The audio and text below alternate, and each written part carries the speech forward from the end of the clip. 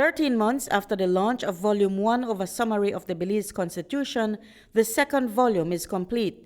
The summary makes available a more concise and easy-to-read version of Belize's Constitution. Chairman of the People's Constitution Commission, Anthony Chanona, says that Volume 2 includes the functions of 3 key components of Belize's democracy. What you will see in Volume 2, Marion, is the 3 functions of the government, the constitutional government that we have in our country.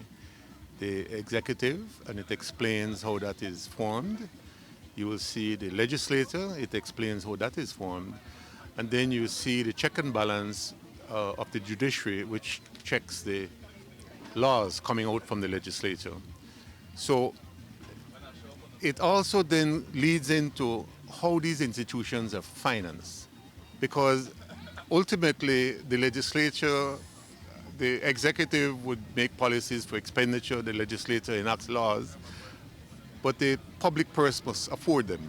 So that's what you will see in Volume 2. The summaries capture the entire Constitution without much detail.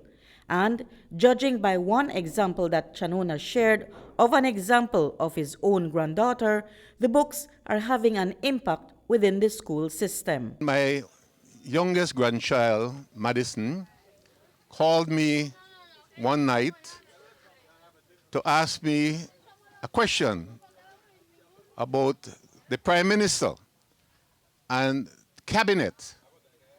And I listened to my granddaughter at 9 asking me questions, and of course Grandpa is supposed to know, on how we are governed. And when I was finished with that phone call, I was not only proud of the teacher who gave this assignment to a 9-year-old primary schooler, but I was thankful to Dickie Bradley and to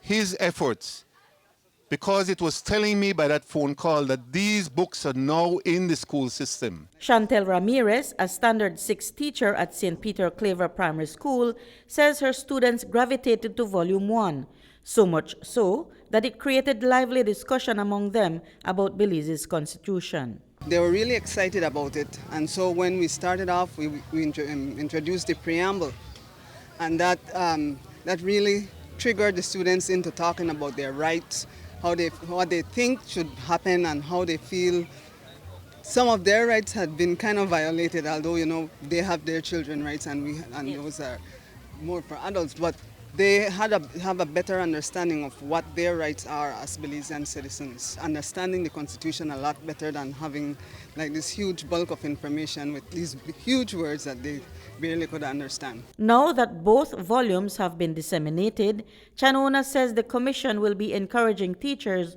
to introduce the second summary. We will be encouraging them, so we will be visiting the schools in Orange Walk, issuing to the BNTU the Volume 2 and make it part of the outreach of distributing the book. We just don't want to deliver them. We want to be able to explain what we're having the same conversation to the teachers across the country.